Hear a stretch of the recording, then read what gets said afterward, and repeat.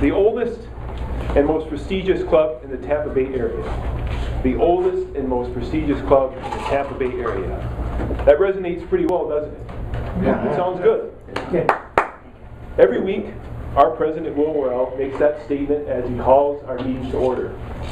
And he doesn't do it for effect, or to show off, or to wow or captivate guests or prospective new members. He does it for a reason, because we are indeed the oldest and the most prestigious club in the Tampa Bay area. We've been around for over 50 years. And the reason for our success and our great distinction is due in large part to all the members we have, a very strong and diverse membership base. It's also due in part to previous members, as well as our team of elected officers who serve our club admirably every 6 months. They devote their free time to making this club a truly special place. And so tonight, Madam Toastmaster, fellow Toastmasters and honored guests, I'm going to provide a short briefing of the upcoming club officer election process, as well as describe in general the duties of every officer, so that everyone, especially new members, have a clear understanding of what is expected of every officer. And so if you do have an interest in serving, not only in the upcoming election, but in future elections in months or years to come. So first of all, getting to the election process. As I stated earlier, every 6 months we elect a new team of officers to Tampa Club 1810. And the current team of officers, led by Will Worrell, started on January 1st. And their term is set to expire June 30th. And so the new officers will come into office here at the club starting July 1st. And my job as the immediate past president of our club is to form a nominating committee. We're going to take a careful look at existing club officers who wish to continue to serve, and Will Worrell will let me know that list of existing officers. And we're going to also look at current members who want to serve our club. So please let me know if you have an interest in serving in some capacity. And we're going to make our decision toward the end of the month with the hope of having an election here the first part of June. And when an area governor comes to visit us the first week of July, we'll then induct those new officers to the club. So to give you a glimpse of the roles of each officer, I'm going to describe them real quickly from the lowest ranking to the highest ranking position. And keep in mind now that when you do join the team of officers, there can't be any vexation. There's got to be good teamwork. Everyone's got to get along and work well together and follow the leadership of the president.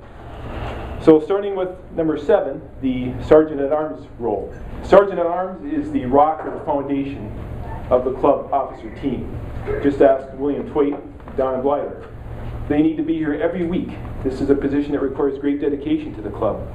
You manage and oversee all the club supplies, from the buck slips to the ribbons and any other materials. You welcome all the guests. You sign them in. You lead the president at the beginning of the meeting and announce him. And you ensure that basically the meeting functions well, especially at the beginning. You are in charge of setting up all the things you see in front of you every week that we as members tend to take for granted. Now the next position from there is the 6th ranking position, and that is the club treasurer, basically the club financier or the banker. This requires a person to be relatively good with numbers, maybe an Excel sheet at least. You need to monitor though every week the inflow and outflow of funds to the club, and to stay close in touch with the president so that the president, he or she, is well aware of where we stand.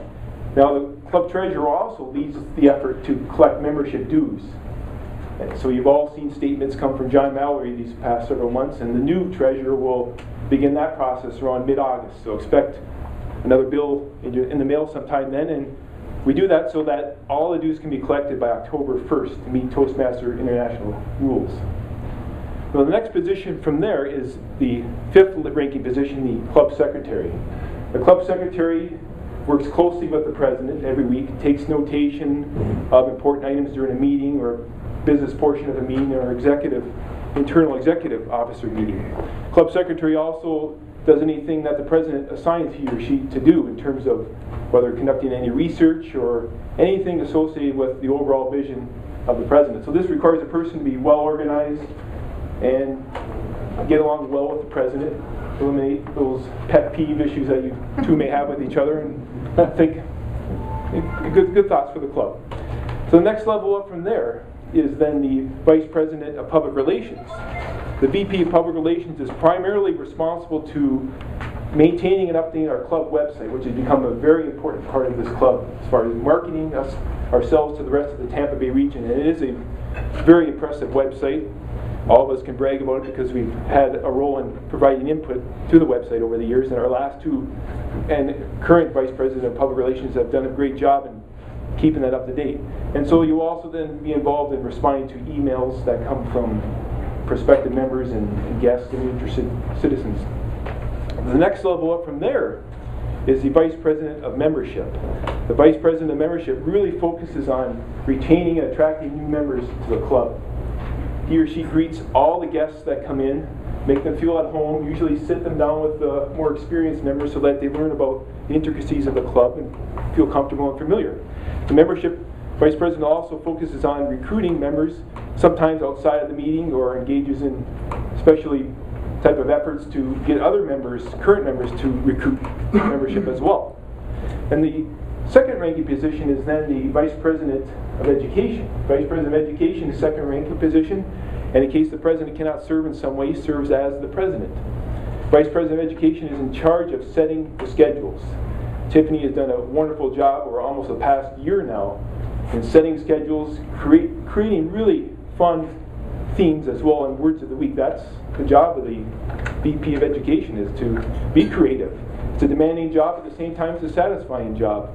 And the Vice President of Education is also in charge of our club education goals. You see the boards around the room, tracking our progress so that we meet or exceed our goals. We're a President's Distinct Club over the past year because of our VP of Education, as well as all of our members staying focused to meet our goals. And last but not least, there is the President role, the face of the CEO or the executive of the club.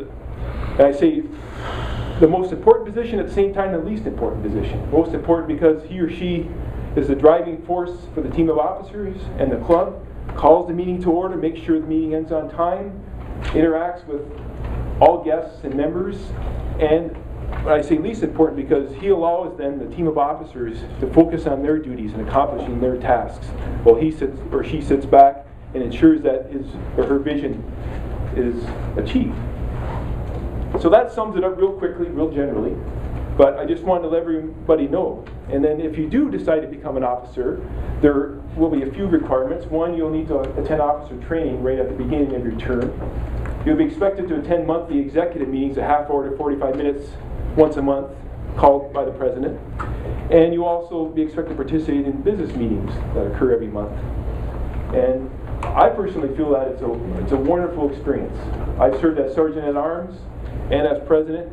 To me, it was one of the best experiences of my life for both opportunities. And so I urge everyone to consider, even if you've been involved in the past as an officer, just consider again becoming a club officer of Tampa Club 1810, so we can continue our great tradition as the oldest and most distinguished club, the oldest and most prestigious club in the Tampa Bay area. That goes back.